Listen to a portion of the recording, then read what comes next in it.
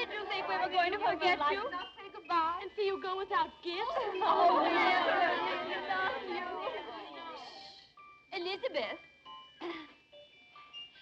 Lines to Amelia upon leaving Miss Pinkerton's academy. Farewell, farewell, sweet friend of childhood years. Let sorrow not detain thee, nor our tears. Thy wings have grown, they seek another nest. I can't. Oh, Amelia,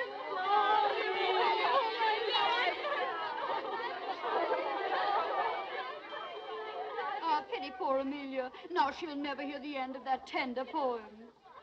Oh, well, there's too much bad poetry in the world anyway. But, Becky, haven't you a single tear for the years you've spent here? Allow my sweet tears are not expected of charity pupils. Oh, no, no tears. Humility. Gratitude for an education not very useful, but oh, so genteel. And curtsies for the leftover food at the second table and the lovely frocks that the other girls would no longer wear. Oh, no, Laura. No tears. We orphans must learn that the luxury of emotion is for our betters. Miss Pinkerton herself.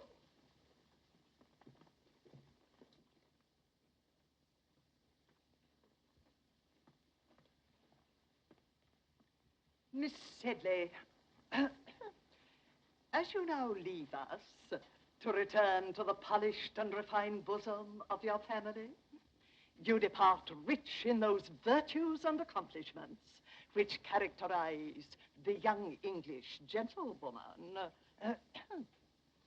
In music, dancing, and orthography, you have realized our fondest hopes. And in the principles of religion and morality, you have proved yourself worthy of this establishment. Receive, then, dear child, this elegantly bound copy of the illustrious Dr. Johnson's dictionary as a token of my affection. A dictionary? Oh, it shall always rest under my pillow. No.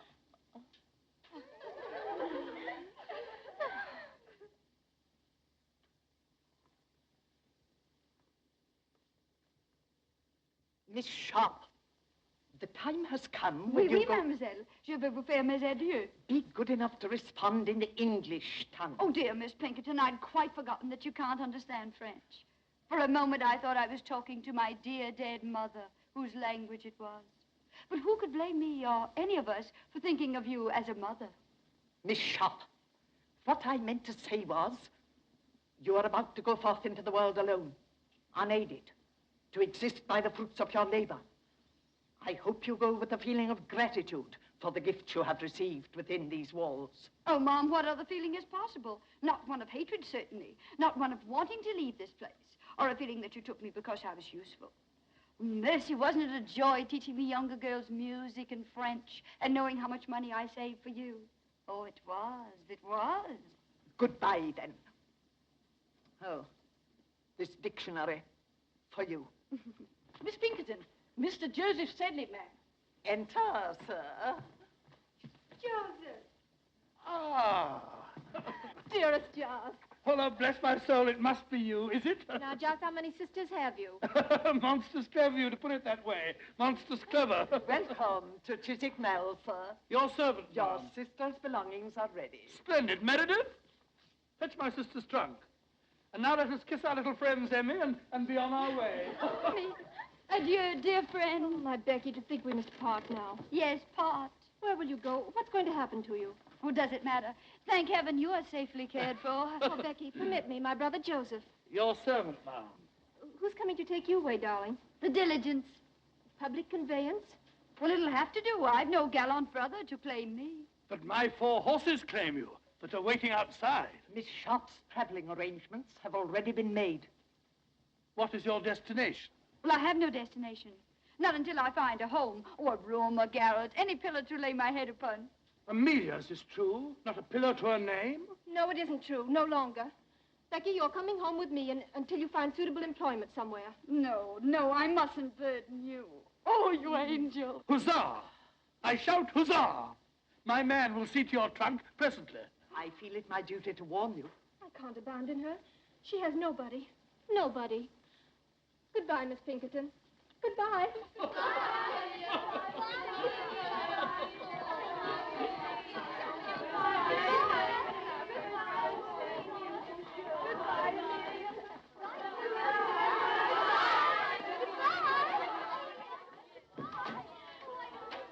Miss Pinkerton, words are but little thanks, yet let this speak volumes.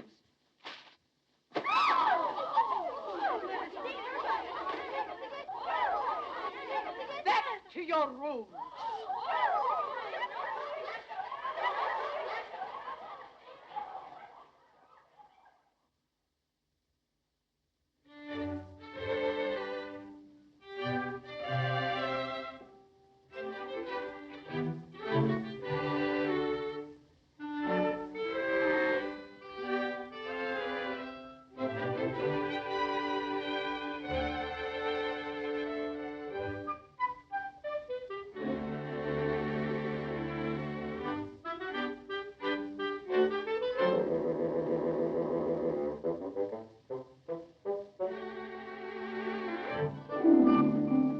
For you, Becky.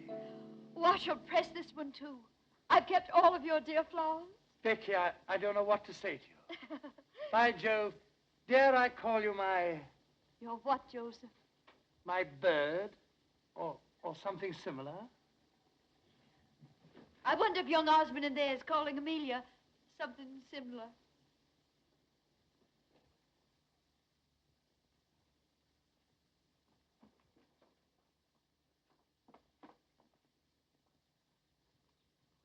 How I admire men who do not hesitate to express their emotions.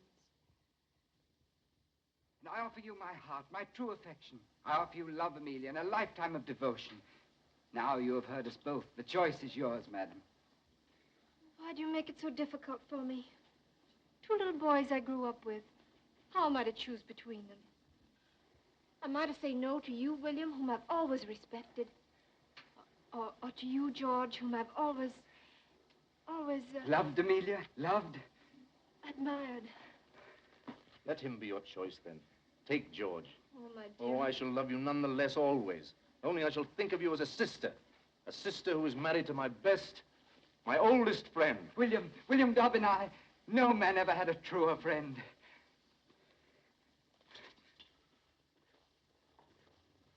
By Jove, that scoundrel kissed my sister's hand.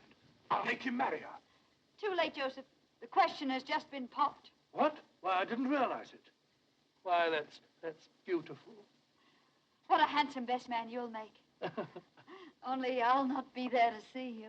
I'll be gone by then. Not if Joseph Sedley has anything to do with it. How can Joseph Sedley keep me here? By offering you the continued hospitality of his father's home. You're too noble. But if you were to keep me here any longer, I should never want to leave. I dreamed that I could stay forever. Oh, see you about me, receive your roses. An idle dream, isn't it, Joseph? I... A foolish, unrealizable dream. But I must face the world.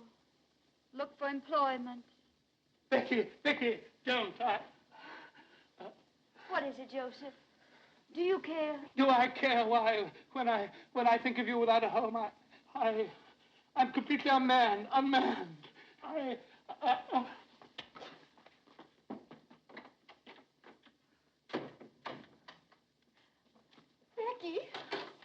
Becky, I have news to tell you. Such wonderful news.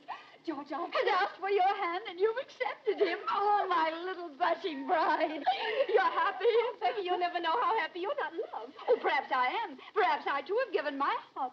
And you never told me about him. We wanted to surprise you. Joseph is so shy, so timid. Oh, Josie. Oh, Becky, you poor girl. Poor? Is Joseph so undesirable a match? Oh, then it must be I. Oh, Father would never approve. I know him. I understand. I've reached above my station. I've no fine pedigree. Oh, stop, Becky. Father has ambitions for Joseph. He plans to send him to India on government service. Wise father. Well, don't weep, precious. I'll marry one of these days, some worthy tradesman, a draper, a greengrocer, someone humble, fit to my position. Present my compliments to your father and say that I'm leaving tonight. And good luck to Joseph, the civil servant. The government needs men of courage, decision, men of brains.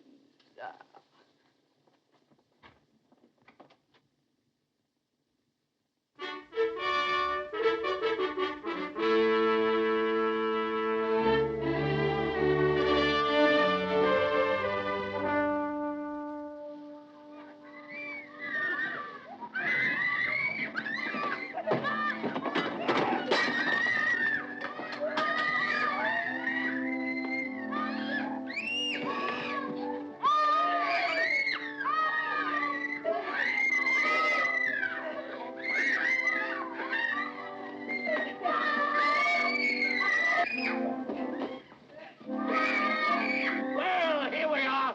Don't be making up your mind too soon that you be wanting to stay here. Are they my pupils? Uh-huh. Brood of Satan, that's what they are. Well, Missy, for better or worse, you're in Queen's Crawley. The food's bad, the service hard, and the pay miserly. I arranged for the position through correspondence. Sir Pig Crawley said nothing of all this in his letter, did he? Of course he didn't. He'd best the devil himself at driving a bargain.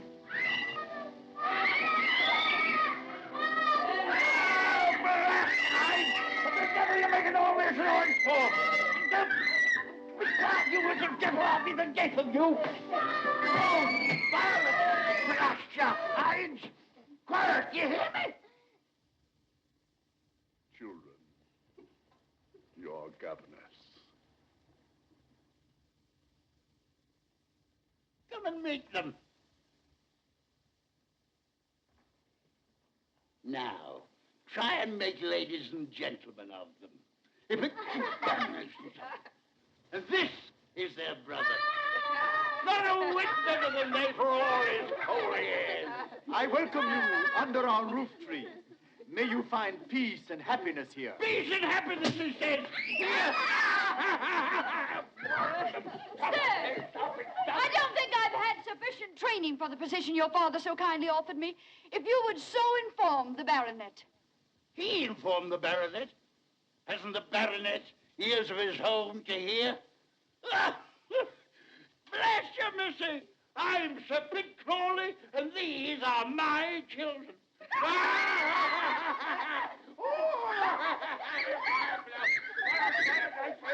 Quiet. Be quiet.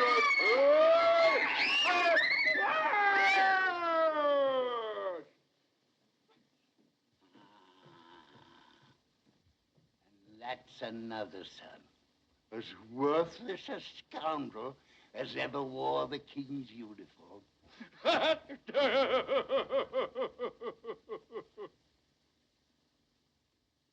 Then you'll not be staying, eh? Pox, take it. Why, you're the prettiest governess I've ever had my hands on. Sir Pitt, as I was saying, although I haven't had enough experience for so exacting a position, still, I should like to accept. These dear little children have completely won my heart. Ah, you'll live to regret it, but I'm glad.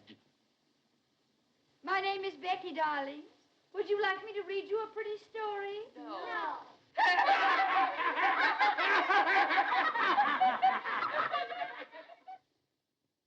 And here I bring you The Blind Washerwoman of Moorfields, a moral and instructive volume. Mr. Pitt, your kindness, it said, but I haven't yet finished Thrump's legacy that you brought me last week. Read them both, then. Read them both. Works by pious authors are soothing to the soul. What was that about the soul, Pitt? Let me hear it, too. You know how your sermons always affect me. You are too far sunk in the morass of iniquity, my beloved brother, for my sermon. I hope to see you later, Miss Rebecca. Now I must work on my speech for the Questionable Aid Society. Questionable Aid Society. How on earth do you stand him, Becky? What choice have I? I must watch the side my bread is buttered on. Why eat bread with that little mouth that was made for cake and kisses? And of the two, you would willingly supply the second. Oh, not enough. Not half so nourishing as bread. On the contrary, every kiss counts, Becky. I'm returning to London tomorrow. Regimental duty. London's such a large town. So many willing lips to please a soldier. Yes, but none like yours. Becky, these pretty little hands, who will hold them when I'm gone? Well, they'll be very busy. Washing Violet and combing Rose and mending Sir Pitt's shirts. Oh, blast it, you shouldn't be doing all that.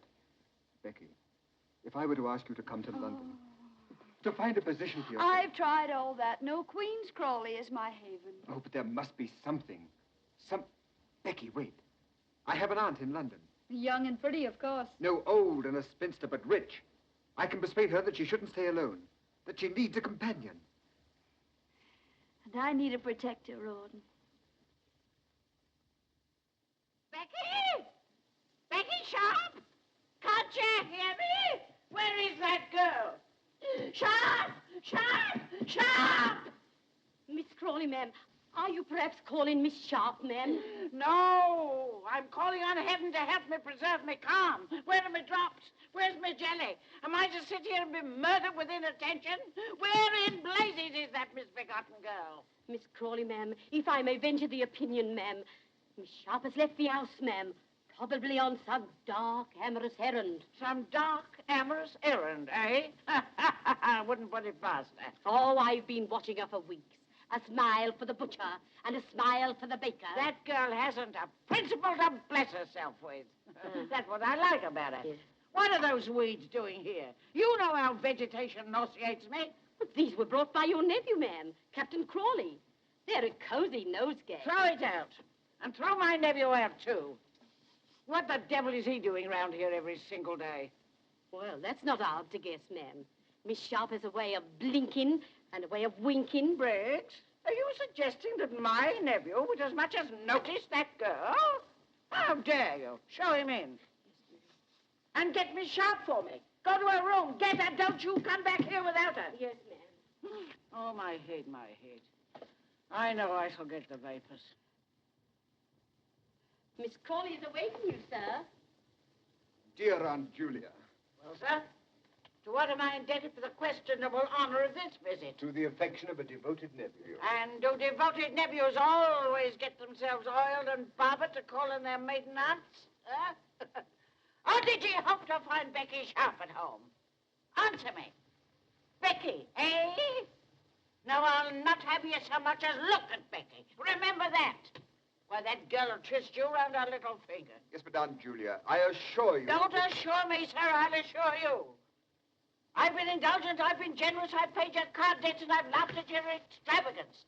But I'll not have you ensnared by any calculated little snip of a menial. The woman you marry must be a lady, and a lady of quality. Oh.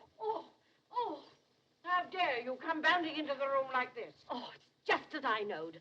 Miss Sharp's not in her room. She's not in the house. There isn't a stitch of clothing in the closet. And there's a trunk all packed. Trunk? Packed? Well, where is it? Bring it here.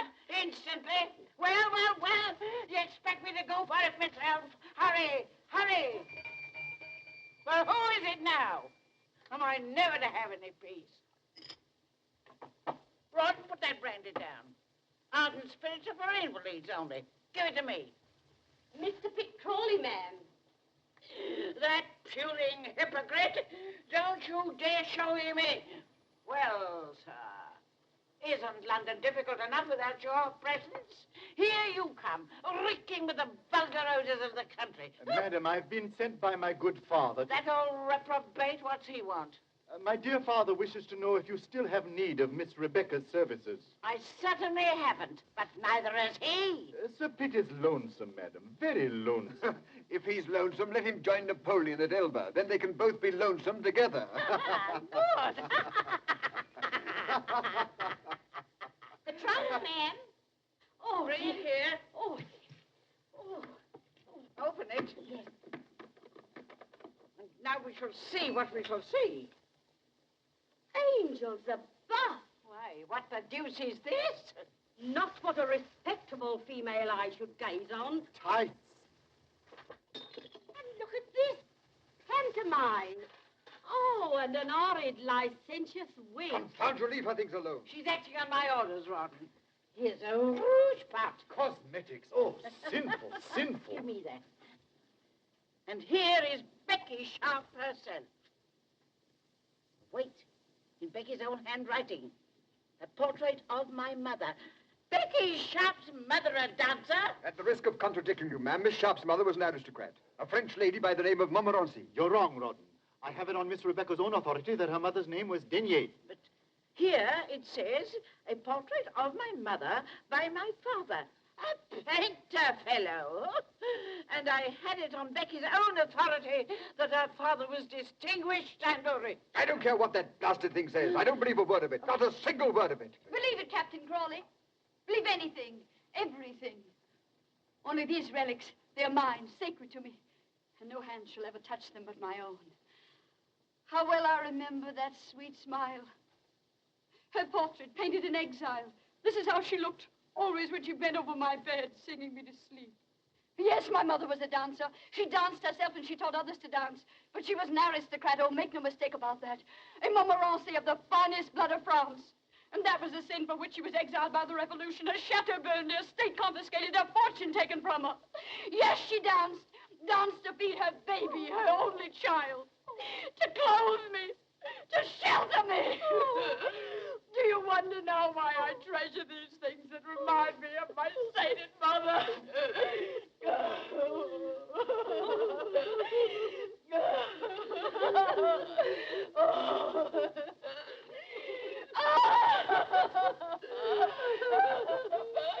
And a dear little string of beads. Miss Rebecca, don't. Sorrow diminisheth when the heart is pure. Briggs! How dare you apologize to Miss Sharp at once? Miss Sharp! Dear Miss Sharp!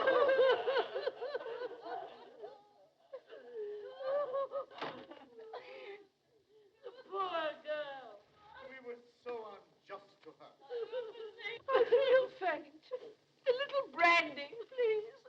And send for Dr. Quackenbush. I know I'm going to die. We must all pass when the hour cometh.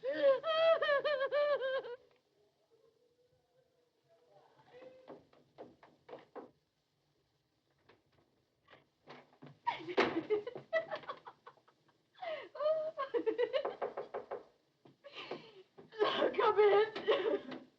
Oh, Becky, darling, why didn't you tell me? Do you suppose I would have cared who your mother was, how you were brought up?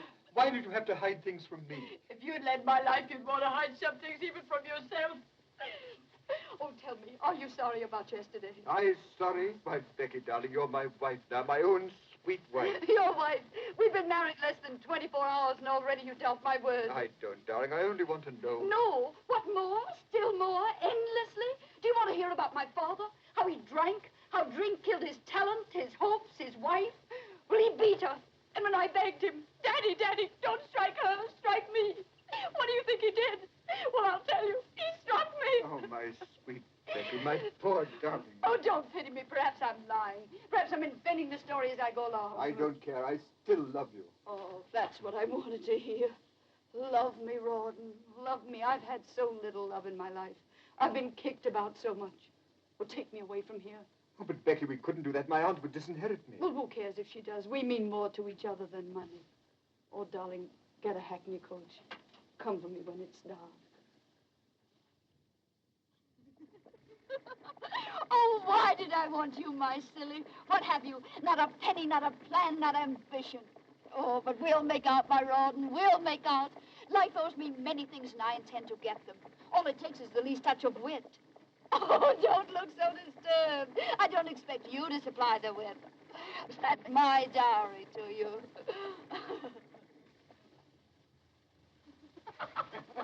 Lieutenant Osborne, you cynic. I'll not have you saying such things in my house. Marriage is far too sacred to jest about. Amelia, did you hear what your husband said? No, darling. That Rawdon was prolonging our honeymoon just to scare other men away from me. George is such a wit. Yes, both of you are, dear. Do you think I've done justice to your treasure, Lieutenant Osborne? Beautiful. So delicate. Is that all the praise I deserve? Oh, Amelia, your husband's embarrassing me. He simply doesn't respond to art. Don't be too critical, love. Your beauty is too gentle to reproduce. Becky, how talented you are. It's lovely. Oh. George, what the deuce is keeping you? We want you back in the game. Oh, George. George, please don't play anymore. You've lost so much lately. Oh, let him play. Gambling's an agreeable vice for young men. We can't afford it. We're already in debt. Debt? Lo, my precious, look about you. This is the house the debt built. Why, I'm wearing debt. You're standing on a debt rug. Oh, we must owe money to every shopkeeper in London. We mustn't, but we do. Come on, George. Let me touch your hand. It'll bring you luck. Now, gentlemen, I said 8, and I keep my word. Only 3, Sean. Time out. It's my turn. Where's your lady, Rawdon? She promised to stand behind my chair and bring me luck. She promised me that. Perhaps that's the way she entices Rawdon's victims. The vixen, she plays no favorites, does she, gentlemen? George, would you like to throw next? How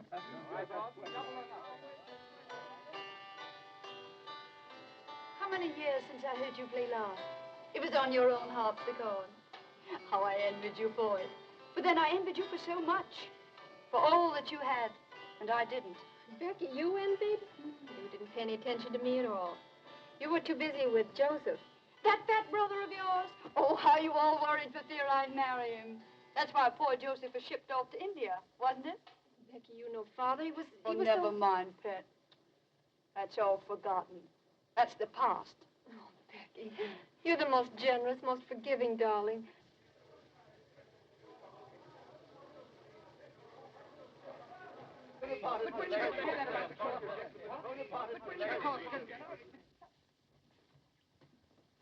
Becky, Amelia, Captain Thorndyke has just told us. Napoleon has escaped from Elba. Napoleon? Napoleon? War? War, yes. Our regiment will be ordered to Belgium. How terrible. How amusing. Becky, but what are you saying? What luck. What incredibly dazzling luck. Are you out of your mind? Yes, I'm crazy for joy. War, Belgium, a new start. But what have we here? Debts, tradesmen getting nasty, bills. Why do you think our luck will improve in Brussels? Because we'll force it to. Silver. Aren't they pretty? I found them in a little curiosity shop and I couldn't resist them. 7. 7 again. Becky. Don't imagine I'd ever use them. How silly you are. You look so frightened. They happened to amuse me. I had no idea they were loaded. Not for us, are they, dear? That's not the way to coax lady love. Not your way. By gad, no. No, sweet. No. Remember what's ahead of us. Brussels. Brussels. Oh, everybody will be there. The officers with their wives, the best people, the richest people, society. A new life, Rawdon. Oh, we should be very grateful to Napoleon. Darling.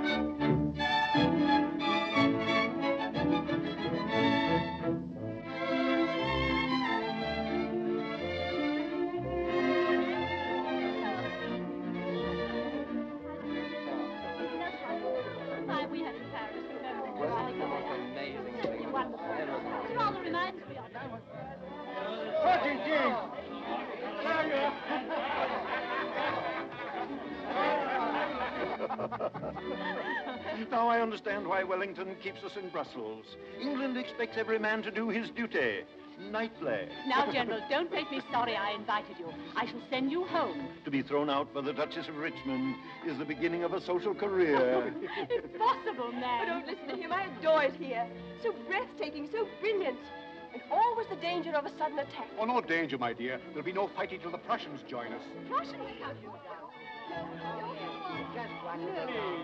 I don't. Mrs. Crawley, a waltz, a single waltz. No, don't ask me. Not the waltz. Can't I press you, Mrs. Crawley? That's just what I was afraid of. Such an immodest dance, don't you think, Prince? All cling and swing. It's the dance of the angels. Of fallen angels. Mama, she slapped Papa. That was Papa Mrs. Crawley slapped. Pay no attention, Blanche. You're too fine to notice such vulgarity. Ah, that slap. What memories it evokes. Would you believe, Ma'am, Mrs. Crawley honored my ears once by slapping them? Why, the inelegant creature. Whatever induced the Duchess of Richmond to invite a mere little ex-governess? Let me leave, gentlemen. I'm weakening. I find it impossible to choose from among you. Charming. Then choose me, Becky. Becky? Don't you know me? Have I changed so much in these few years? Oh, no, it isn't true. It can't be. Not Joseph Sedley. The name sounds familiar to me, Ma'am. By George, Becky, it's good to see you. You haven't changed a bit. I could have picked you out from amongst a regiment. I'm still the same little girl who wasn't good enough for you to marry. Oh, don't say that, Becky. You know I'd have married you in a moment if it hadn't been for those elephants. You know, it was Father who shipped me off to India to hunt the blasted pachyderms. I know your dear little sister Amelia told me all about it. But then, what were you doing in India, Jos? Your son? Becky, you blackened my character. No, I collected taxes and butterflies for a prince. I gave him a lot of butterflies. Well, I'd rather hear about the taxes. Come, let's make Rawdon listen. Rawdon, where is he? 3 8s, good for 6, and 1 for his knob 7. Sorry, old chap, my game again. As usual. It's nothing but luck, eh, Rawdon? Nothing but luck, George. Very good. Then I owe you £30.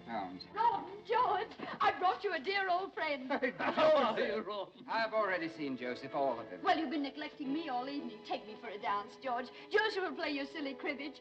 Oh, Rawdon, perhaps you'll let him beat you at billiards. Billiards? I haven't touched a cue for 3 years. Oh, George. Although we have a similar game in India, except we play it with 1 ball and a mallet on horseback. Come on. I'm dying for a dance. No, I want to talk to you. Here. Now you shall give me my answer. I'm not very good at giving answers. I so seldom listen to the questions. You'll listen to this one. Why didn't you reply to my letter? Because only very silly people put such things in writing. Rawdon can read, you know. What if he had seen your letter? Somebody had whispered about it into Amelia's pearly little ears. It's too late for me to be concerned about Amelia. You and I are going away. Are we? I love Rawdon. Always remember that. I remember it daily. I remember when I lose to him 10 pounds, 50 pounds. I tell myself it'll buy so much lace, so much silk for Becky. Champagne, servants. You've been expensive, Becky, but I lost willingly. Now I've no more. I'm in debt. Have you ever tried to borrow? Not a bad method. There's no one left to borrow from. But that doesn't matter, does it? You don't care anything about money. You make such charming conversation. Why do you deprive Amelia of it? Becky, listen to me. No, I don't want to go in there. I can't bear to see them together. Becky on George's arm. George is either dancing with her or losing at cards to her husband. Oh, William, I can't do anything. I'm helpless. I'll take Becky for a dance. And after the dance, she'd find him again. Trust her. Oh, if I could only make George understand. And there's another thing I didn't like about your letter. You misspelled every other word. Oh, hang my spelling. Don't play with me. Is there someone else? No. Who is that man? Oh, I intended just a homey, intimate affair. A little singing, dancing. Oh, my dear, dear Lord Stane. Dear Lord Stane, I've been looking for you. I thought you were hopelessly lost. Your Grace, you must blame the Polish ambassador. Ah, diplomatic secret? Not at all. The ambassador has too pretty a wife. She has won me over completely to the Polish cause. At least to the better half of the Polish cause. Tell me, what is his name? I want to know. How perfect your instincts are, Becky. The Marquis of Stane. Stane with his millions. Bigger game, eh? Do tell me about Napoleon. I'm so interested in him. Is there any danger here in Brussels? No, madam, as far as I know, Napoleon is many leagues away. Is it true that the King of Prussia is bent on leading his own army? Freddie lead an army. I wish I could whisper to you what the Tsar Alexander told me about that. My lord, you hobnob with all the crowned heads of Europe. No, only with those that still remain on their royal shoulders. You see, dear Lady Bareacres, royal heads have been known to hop away from their bodies, especially in France. Remarkable how many people managed to come tonight. Lady Blanche, I was so sorry to hear about your mother's misfortune. I do hope the operation was successful. Operation, lady. To think of her going blind at her age, and now she can't recognize even acquaintances. These are glass eyes you're wearing, aren't they? Perfect, perfect. I do hope they'll continue to attract men. Oh. Who is that remarkable woman? The brightest new star in our social sky. Introduce me. I could spend many nights studying astronomy. Mrs. Crawley, permit me. The Marquis of Stane, who craves the honor of your acquaintance. Lord. Will you favor me with a dance, Mrs. Crawley? What a joy it's a waltz. So fond of it? Oh, I could die for the waltz. There's some who call it an immodest dance, but I've always called it the dance of the angels. George, Amelia's alone on the terrace. Go to her, ask her for a dance. It's a drink I need, not a dance. To me, war means rising stocks. I play for Napoleon's defeat. What do you play? I? Patience. And we are both above the fortunes of nations. But not above wars. War champagne, froth, bubbles. Your head swims, your heart beats. Then your glass is empty. And you wake with a headache. Headaches can be cured. Heartaches too, my lord. By drinking more wine, a new bottle. And a new hand to pour it. Oh, my lord, I get drunk so easily.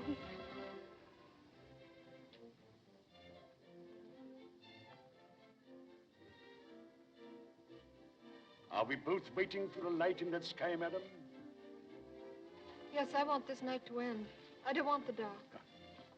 Heaven help us if it ends too soon. If light comes before it's due.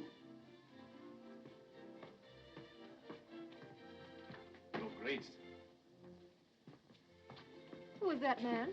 Duke of Wellington. Oh. What's there in the distance? There, a village, small village, Waterloo, or some such name. And then they went on from there. And it was at that point.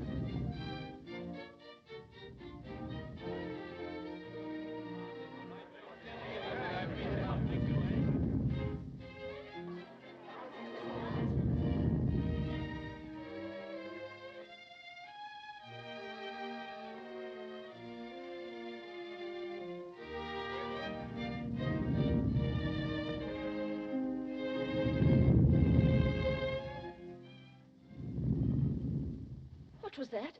You hear it? Listen again. Cannon? Thunder? Artillery? No, must be a thunderstorm. Come on, Major, let's face it. I say, was that a cannon?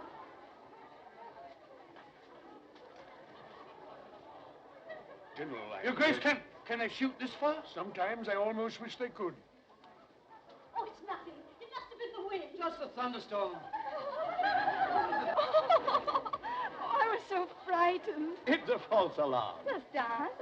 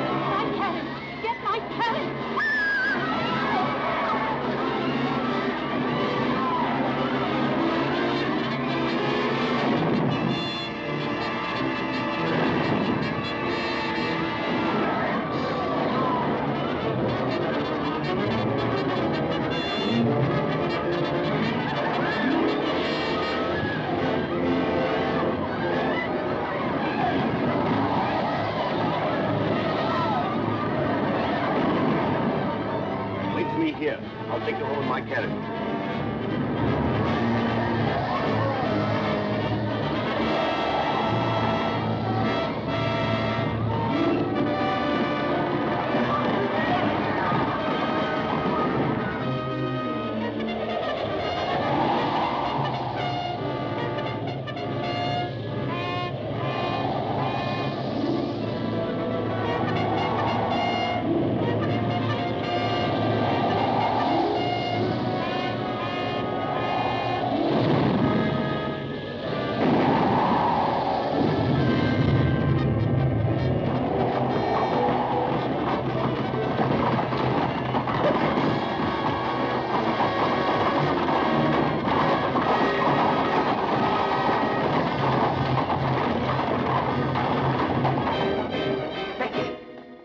me. I'll take you home.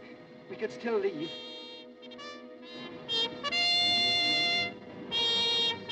The call to colors. Did you hear it, Lieutenant? The call to colors. It means nothing to me. You're coming with me. Oh, I'll desert Becky. We'll go somewhere, to Canada, to Sydney. Only let's hurry. There's still time. Why not take your wife, George? Occasionally, you must remember that you're married. George! Oh, my dear, I've been so concerned about you. You, Becky, concerned about anyone but yourself? You can't take George from me. I haven't. You'll never take him from me. Oh, you're excited, Amelia, frightened. I don't want your George. See her home, George. Take care of my poor Emily. Au revoir, George. I'll be watching you from the balcony.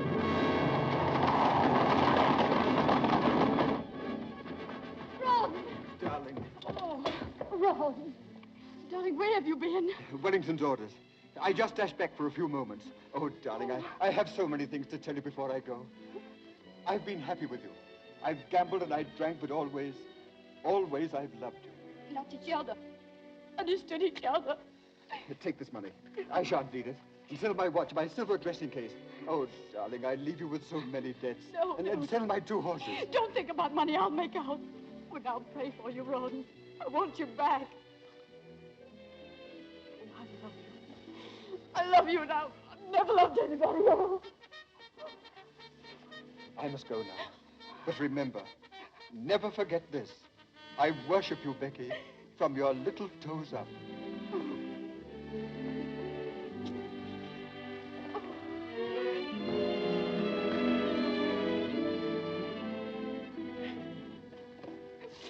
Oh, Ron. What shall I do? What will happen to me? What will I do? Eh? Well, how shall I get out of here, eh? Answer me, little devil. Answer me. No horse, I hear. All join the army. Now what? Now what? Am I to rot away in Brussels? Why did I ever leave India? Why? Why? Becky, not a single horse left in Brussels. Is this the end of Joseph Sedley? I can sell you a horse. Becky! I can sell you 2 horses, 1,000 apiece. What, you're robbing me? 2,000 for the pair. No, 500. Do you prefer to walk? You get winded so easily. 750 for 1 horse. Your proportions called for 2 horses. 2,000 for the pair. 2,000 pounds. I'm ruined. Ruined. I could have bought a herd of elephants for that. But Becky, where are those horses? In the main stable. They'll recognize you.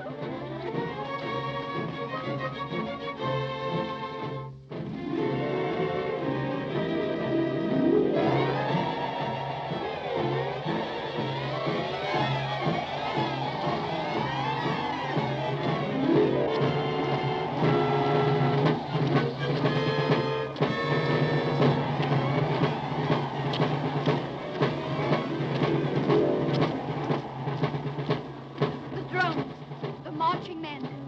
In an hour, they'll be dying for their country. Dying for their country.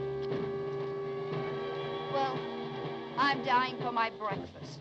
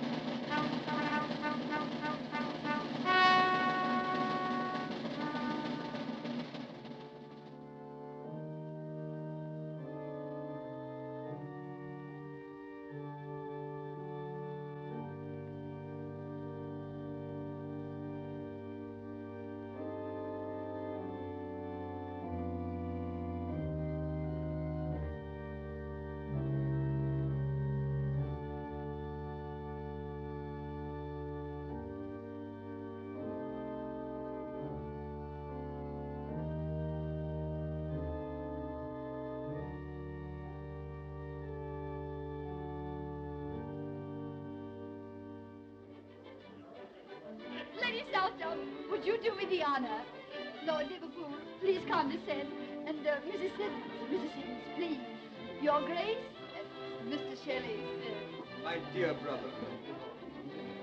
Lord Holland and I wish to sue for the privilege of sitting on your right. The loser is to challenge the winner to pistols at 40 paces. Lord Holland's seat is next to Lady Southdown. And you are by the famous Mrs. Siddons.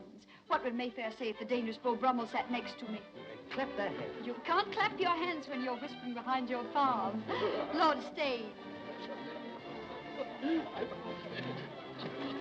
Huzzah! I shout a heartfelt huzzah. With all these famous men here, I feel I'm sitting in the House of Lords. Or lying in Westminster Abbey.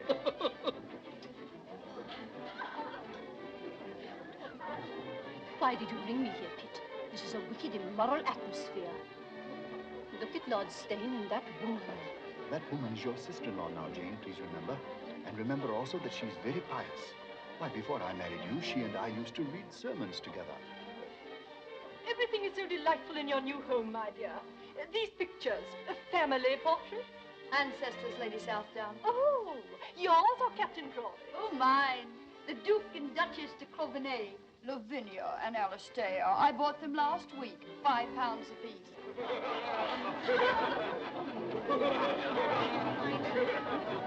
Bravo. You've got the meeting out of your hands. Well, they may bite it later. Becky, you've arrived. Where, my lord? Not St. James's Palace. Not yet. Patience, Becky. Patience. To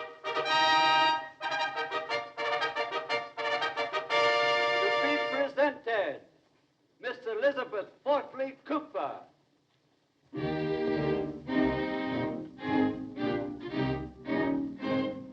Mrs. Joseph Hamilton. Now, watch little Mrs. Crawley. She's waged me £100 the Prince Regent will stop the presentation to talk to her. That's unthinkable. The court of St. James would be shaken to its solemn foundation. The foundations may be solemn, but the head isn't. To be presented, Mrs. Rhoda Frost. Did you get it? Yes, I have the address. And the man absolutely guarantees to take £10 off you in a week. Ah. To be presented, Lady Sybil Gray. Voilà, madame. Oh! Exquis! Ravissant! Oh, séduisant, madame. Monstrous elegant, Becky. Monstrous. Tell the messenger I'll keep it. Il ne peut pas le laisser sans avoir reçu quelque chose. Is the man mad? Can you imagine a tradesman demanding cash in this house? An outrage. Shall I kick him down the stairs? Be your usual gallant self and just pay the bill. Voilà, monsieur. £25. Oui, monsieur. Why, I don't pay that much for my Sunday breeches. Merci, monsieur. Look here, Becky. Every time I come here, it costs me money. You either borrow, or I have to gamble and lose like a gentleman. Why do you come? To advance myself. Did you or did you not promise me that Lord Stane would have me appointed to some post? Well, I've spoken to him, and he thinks you'd make a very fine consul at some distant spot. When? When? I thunder when? Promises are not enough. Am I a consul? Do I wear a sword and a cocked hat? And do I stand for the British Lion? No. Thrice no. Yes, thrice yes. It's all settled. You're to be made consul for Sierra Leone. Sierra Leone? Sierra Leone? But Becky, those chaps are all cannibals. How would they take to me? Oh, I think they'd get to like you, bit by bit. Huh? But look here, Becky. At last. Hello, Ron. Where on earth have you been? I've worried about you all night long. Oh, I'm sorry. You shouldn't have. I stayed at the club. Club, eh? You must have met some sirens, that's what. Sirens. Come now, Ron. Confess. You'll come again tomorrow, won't you? Well, I'm here now, you know. But wouldn't this be a good time to be buying that cocked hat and sword? That's right. I'll sally forth and have me outfitted, bit by bit. Your servant, Becky. Your servant, Ron. I echo. Sirens.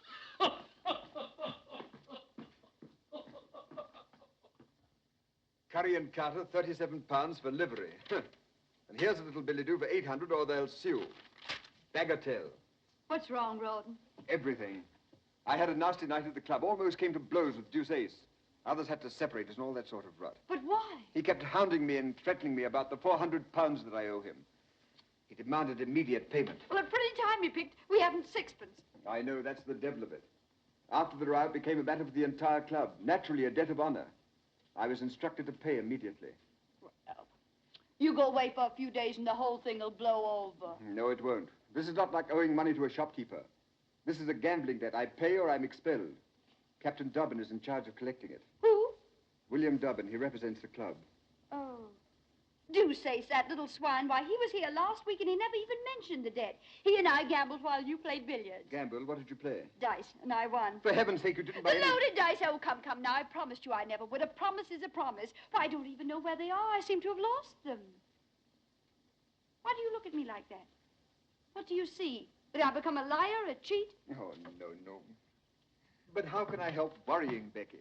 Where is all this leading us? Is there any end? Are we getting anywhere? Who knows? Who cares? We live elegantly on nothing a year. Look at all the splendor. It won't last. We're paying heavily, little bits of ourselves. Well, it's worth the price. Women who cut me last year would give their eyes to be where I am now because they envy me. This is what I've worked for. I won't give it up. Don't ask me to. Oh, darling, enjoy it with me. But I can't get Deuceace out of my mind. Well, I'll raise the money somehow. I could borrow it from... Stain? You won't, not from him. Well, we have to take the money where we can find it. Not Stain's money. I won't have all London thinking that... You don't really trust me, do you? Is that what you wish to believe? Oh, no, darling. I'll believe only what you tell me and nothing that you deny. Oh, then believe that I'm your Becky and that I love you, and nothing else matters. Oh, don't worry, darling. Perhaps Dobbin can be persuaded to wait. Mrs. Crawley, I'm a brother officer of your husband's, and I'm sincerely trying to help him. And all I can say is that the debt will have to be paid promptly. It's a debt of honor. But I've told you we have no money. Where do you propose I turn for 400 pounds? I've no suggestions to make, and I'm afraid you'll have to raise 500, not 4. Really? 100 pounds added for interest or damages to Deuceace's wounded feelings? I'll try to explain as kindly as I can. Mr. Deuceace came to me privately. He was too much the gentleman to charge this before the club. It seems that you played dice with him sometime last week, and he lost 100 pounds. He did? Well, it's so hard to remember. At your house, you used a pair of silver dice, loaded dice. He managed to take them with him after the game.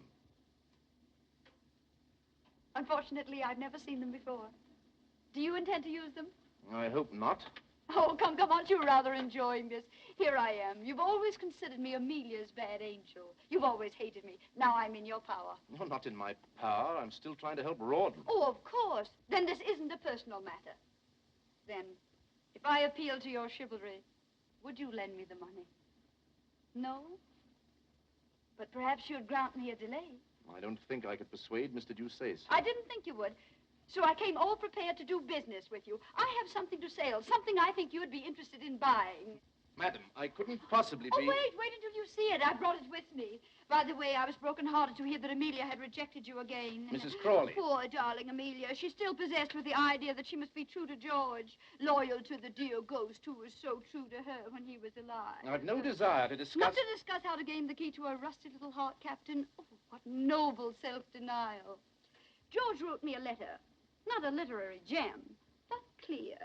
The idea was that he and I elope. You remember the Duchess of Richmond's ball? We were to go away that night.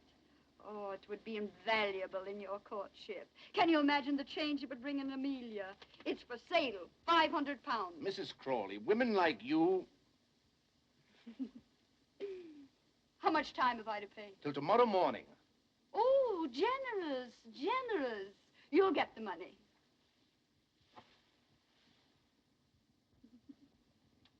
I was just thinking, if I were Amelia, would I respond any more readily to your charms?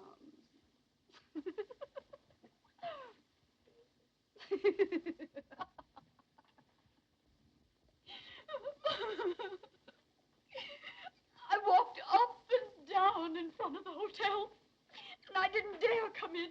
But how could I resist when I knew you were in town and... But, Rebecca, you haven't told me anything. What is it? What has happened? Tell me. Oh, no, I can't. Your kindness only makes it worse. Rebecca, my dear girl, my own little sister. Tell me, I've a right to know. I'm the head of the family now. Oh, why do you force me?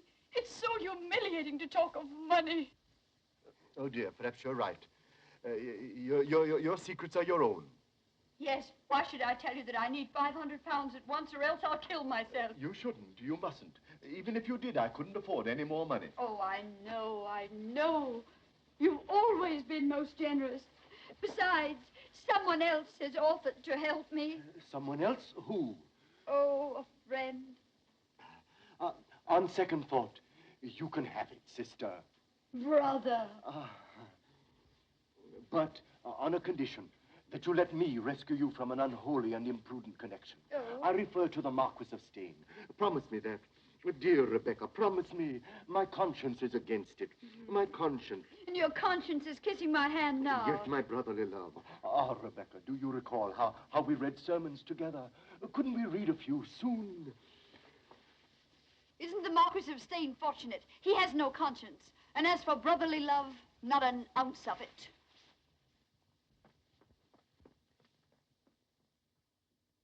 Thus each performs her part, Mama. The birds have found their voices. And I'm to find £500 for you and thus perform my part. Blowing rose of flesh, Mama. A bonny cheek to die. Why do you sing, my dear? It's such a prosaic matter. I sing because I'm embarrassed, and I sing because I hate to beg. I'm sorry I appear to make it so difficult for you. The money's at your disposal, of course. And what's it for this time? Pretty ribbons? Toast for your breakfast? Or to say my name? Or charity? Ah, charity. There we have it. I'm trying to help an unfortunate man with a deserving wife. Perhaps you know them. The Crawleys. He got in a disagreeable mess at his club. A gambling debt. I'm delighted with the opportunity to serve you. If I give you this money, will you consider the possibility of granting me this evening that little supper that you've promised me for so long now? Oh. I've been very patient, you know. I am sorry, but Rawdon and I had planned something else for this evening. Will he not be going to the club in a hurry to pay that unfortunate debt? Perhaps.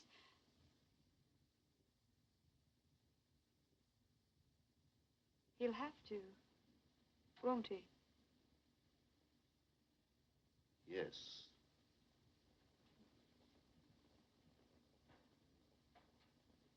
Thank you, my dear.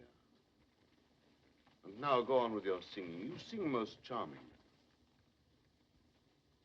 There's sunshine in my heart, Mama, which wakens and rejoices. And so I sing and blush, Mama, and that's the reason why. And so I sing and blush, Mama. La, la, la, la, la, la, da, da, la, la, la, la, la, la. No luck. No. Did you try everybody? Yes, everybody. Come here. Sit down. Shut your eyes. Now, isn't that a wonderful surprise? Wonderful. Where did you get it? Stane? Oh, nonsense. Young Southdown came in this afternoon. You know he owed me £500. No, I didn't. When did you discover it? The moment he sent the money, silly. Sent it? I thought he came over. Well, both. He came over and he sent Fifine in with it. Well, take it, darling. Be on your way with it. There's no time to lose. No, I suppose not. Oh, darling, you've had a miserable day. You need some amusement. Would you like to stay at the club this evening and play billiards? Yes. Rotten. You're not taking the money. Yes, I was going to leave the money, wasn't I? But you must go tonight. Tonight, eh? It would be quite serious if I didn't. Tonight. I agree with you. Oh, Rawdon, it's our last debt. We'll never have another. Once this last debt is paid.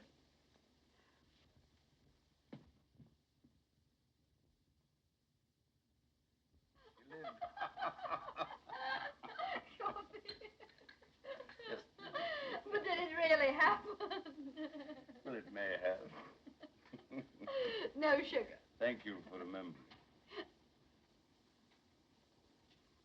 Ah, your little heart is flooded. And my little head is in the And clouds. your senses swim. Don't leave that out, Becky. In a sea of happiness. I don't know what I'm about. I'll tell you. You are about to eat a strawberry.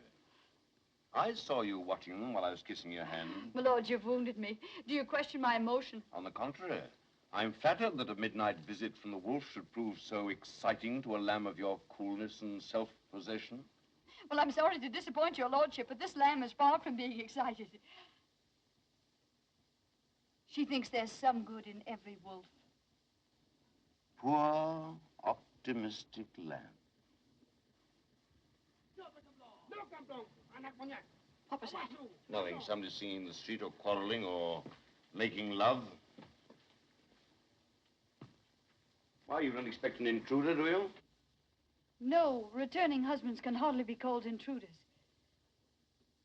What a pity that yours is forced to remain away. You seem confident, my lord. I am.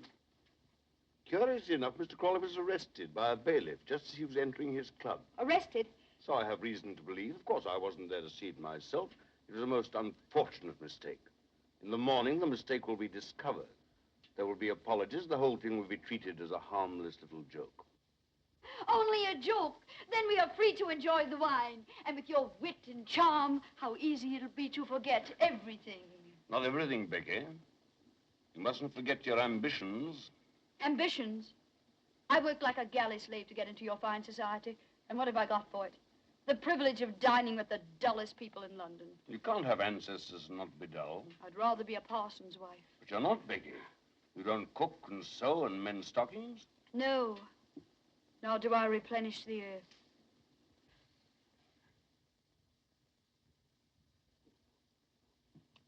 Therefore, you must enjoy life as you find it, Becky. We mustn't be hypocrites, you know. Otherwise, what would happen to things like this little feast of ours? This innocent little feast. My lord, always your little generosities. What beautiful pearls. Didn't you hear something? You heard your own wicked little heart. No, no. How did you do it, Becky? How the devil did you ever catch my fancy? Because there isn't an ounce of sweetness or goodness about you. That's your secret. Oh, wait, wait. We must drink to that. To your marvelous portrait of me. To your shrewd understanding. Here's to...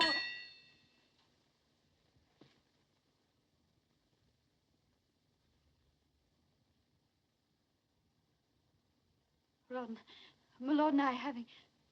My lord and I... You didn't go to the club. When you left the house, you didn't go to the club. A trap, hmm? Mrs. Crawley's husband returns home unexpectedly. He doesn't go to his club. Well, sir, how much am I blackmailed for? Oh, I've done nothing. I'm innocent. My lord, tell him I'm innocent. Innocent. Come, what's the amount? I've already paid 500 for your absence. No, no, Ron! Run!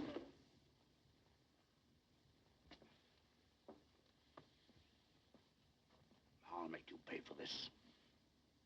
You'll regret this to the end of your life. Why bother? Why squabble about something that you don't own and I don't want? Oh, Ron, listen to me. If I've ever done anything... Those pearls, take them off. I can explain. I've nothing to hide. All the world might have been here. Don't hate me! Oh, let them go. I don't want them. It's only you I want. I love you. I love you. I won't let you go. I'll fight for you. I couldn't have done anything else. I had to help. I had to do something for you, for both of us. Don't hate me. Try to understand. Oh, my darling, I'm yours. Nothing else matters. My love for you is the only real thing I have in my life. Don't take that away from me. Don't leave me. You can't leave me. I'm your wife. Not my wife. Just someone I was once married to. But that's over with. Ron! Oh. Ron.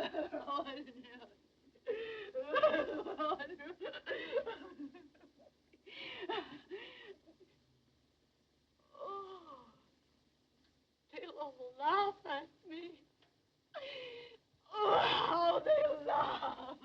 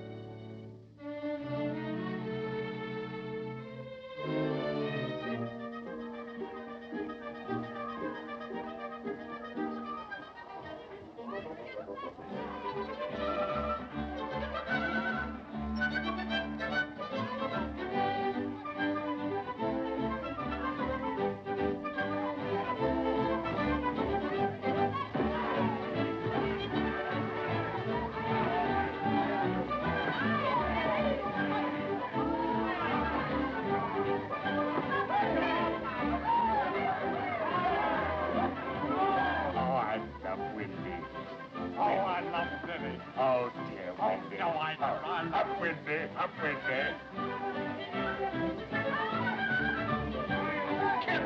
Capital. I had no idea such places existed. The seamy side of life, my boy. The seamy side, eh? Yes, and we've been watching the seas.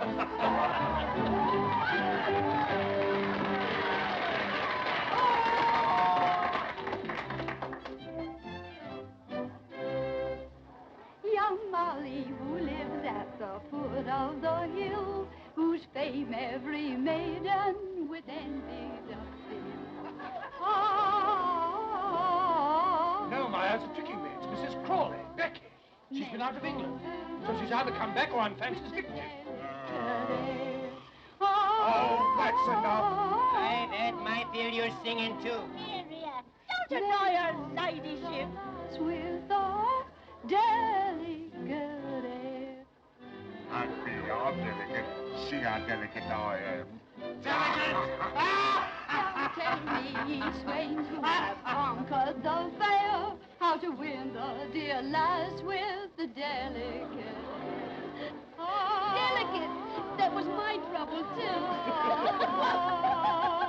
How to win the dear lass with the delicate. How to win the dear lass with the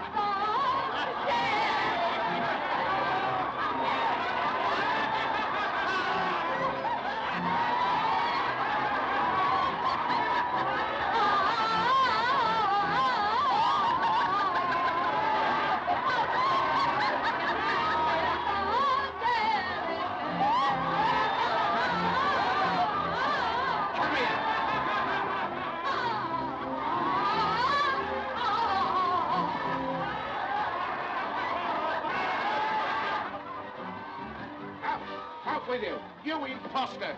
You fraud! You disgrace my house! The finest place in Bath! A pigsty run by a hog for swine. And what are you? A lady.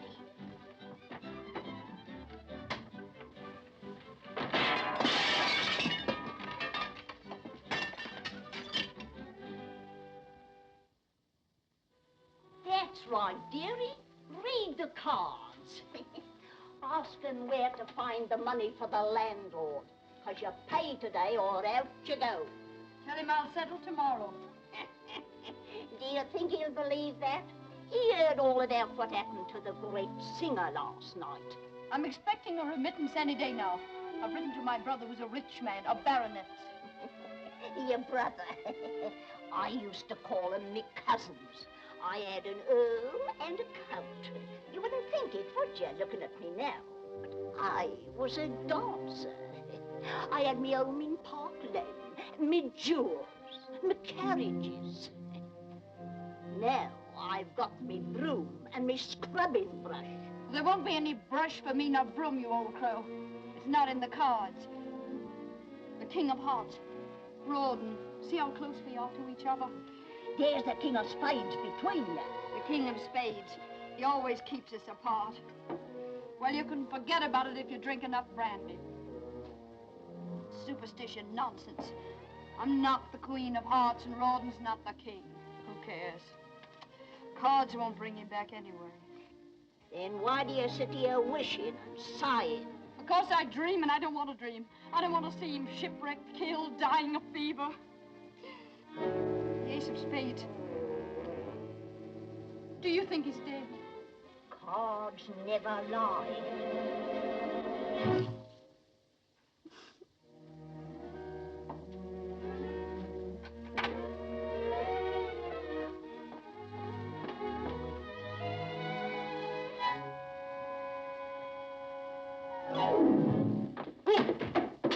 Now, what the devil? Perhaps we're not welcome. Here. Mrs. Crawley? Becky? Come in. Becky! What a time I had finding you. What happened to you after the theater last night? Did you fly off in a balloon? Becky, you mustn't look away. Emmy, how can I face you here, looking like this? Joseph, my gentle friend. Ah, that's better. Thought you were going to throw me out. You know, that brush in my stomach wasn't very cordial. Emmy, what are you doing here? Why did you come? Nothing could have kept me away. Oh, but when Joseph came home and said that he'd seen you, I said, Emmy, I've just seen Becky cutting capers. She said you didn't. I said I did. Capers. We've gone on arguing for hours. But Dobbin arrived with a pineapple. Dobbin? Is he with you? Are you married to him? Oh, no, he just happened to accompany us.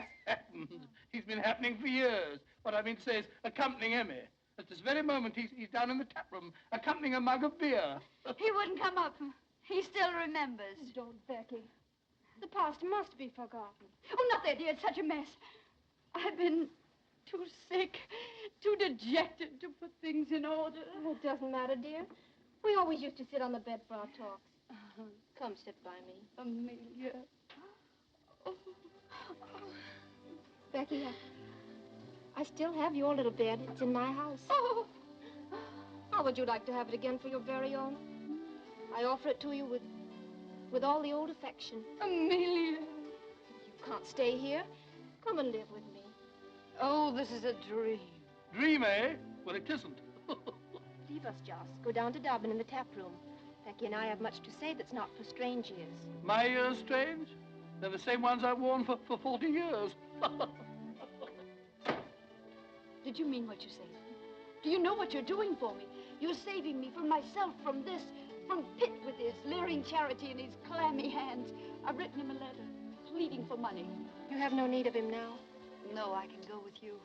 Oh, for the first time in years, I'm happy again. I can breathe. You've done this for me. You, Emmy, you. Oh, always you've been like a sister to me, always. Come in. Oh, you've decided to come up after all. Amelia, Joseph has just told me that you've asked Mrs. Crawley to... Oh, I knew it. It was too good to last. that you've asked her to come and live with you. He told you the truth, William. Becky's the oldest friend I have in the world. She wasn't always a friend to you. I don't care to remember that. Isn't there such a thing as forgiveness? Forgive her if you will. Help her. Give her money, but don't take her with you. She needs me. She's hard. She's selfish. She'll take advantage of you. As your friend, I can't let you do this. Promise me you won't. I've given you the devotion of a lifetime. This is the only favor I've ever asked of you. If you deny me, this will mean the end of our friendship. I must do what's right. Then, goodbye. William!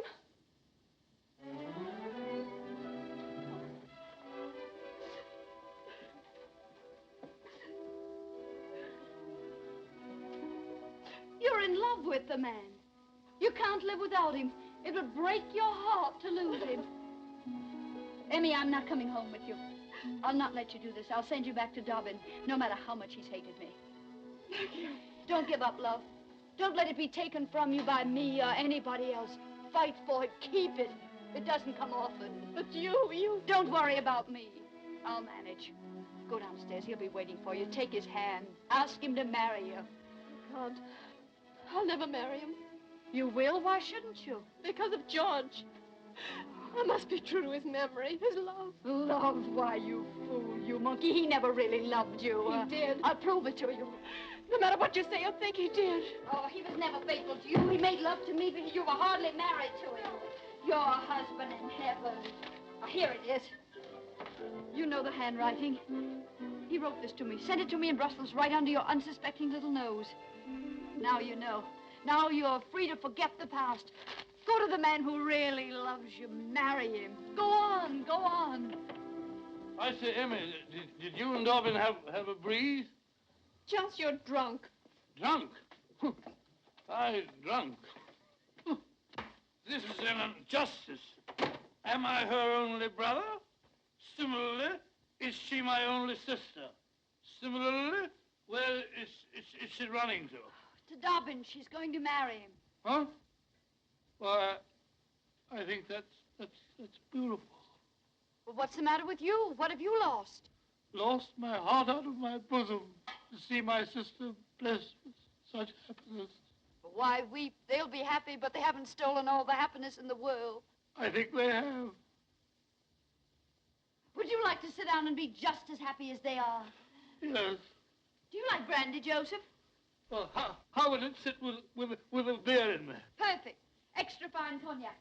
And we have biscuits and gorgonzola. We'll have a little feast. Do you mind sharing the plate with me? No, quite the contrary. I'll even share the bottle.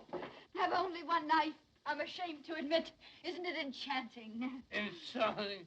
You're enchanting, too. Drink hearty, drink deep. 1,000,000 years have passed since we drank together. Or sat together undisturbed, returning glance for glance, smile for smile. Gorgonzola for gorgonzola. To the happy two people, to the memory of the past, and the joy of the present, when two people meet again and they agree. That's it. Agree. I honor the sentiment, Becky.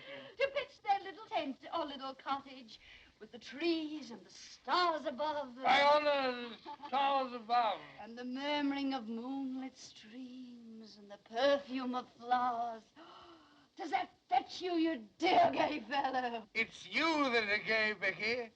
Gay and gallant. Come closer, Becky. Oh, Joss, you frighten me. You're so intense. Intense, but honorable, Becky. Tell me, are you a widow? Yes or no, because you must become my widow next. Later we'll talk about it. Now you must help me pack. I've had enough of all this. We're going. Going? Where? Mayfair, India, anywhere. Away from all this. But we can't, Becky. I have no money. No money? You're poor? Who dares accuse Joseph Waterloo Sedley of poverty? No, it's just that I have no cash. We'll have to wait here for a week until my next month's allowance comes. But I can't wait. The landlord will have me jailed by then. Speak of the devil. Who's there? It's I, Rebecca, and Jane. They're here. My letter, they've come. Oh, what shall I do? Let me throw them out. Wait. Perhaps they're a blessing in disguise. Vicky? Sister. Brother! The money we need. I'll get it from Pitt. Oh, darling Jane, I can't believe it's really you. One moment. I must make myself presentable. Quick, climb out of the window. If Pitt finds you here, I'll never get the money from him. Climb out. I can't. The cheese has gone to my head. I'm almost ready. Quite ready. There. Hurry. Oh, this bliss, this happiness. Oh, Jane, my Jane, my forgiving kinsman, to see you again, to feel my hands in yours after such a long time. Your letter came, Rebecca. Our hearts were deeply touched by your plight. My prayers have been answered. Yes, we've come to rescue you. To restore you to the bosom of our family, to the tranquility of Queen's Crawley. Queen's Crawley? Oh, I'm overcome.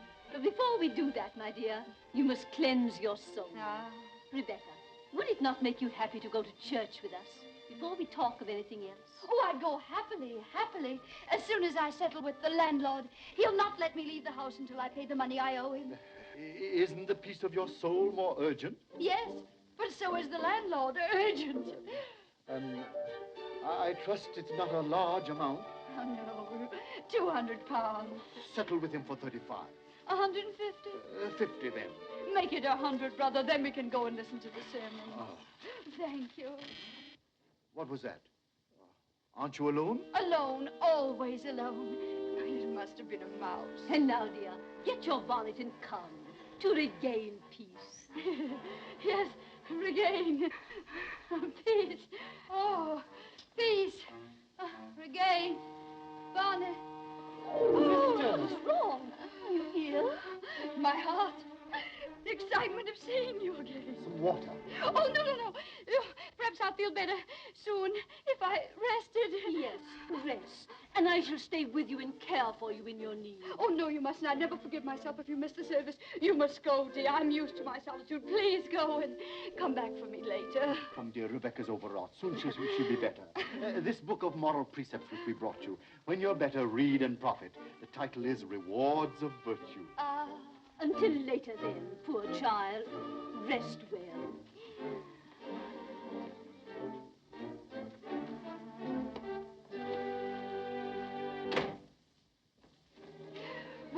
£10, and I owe the landlord 12. Don't stand there blinking at me. We must get out of here. I'm not blinking. That's love. The trunk before love. Put those letters in the locket. We're going. India. Rich princes. Taxes to collect. Butterflies and elephants. And Rogers and rubies and gold. The book. Oh! Kid! Brother! Yes, Rebecca? My deepest gratitude, brother, but virtue is its own reward.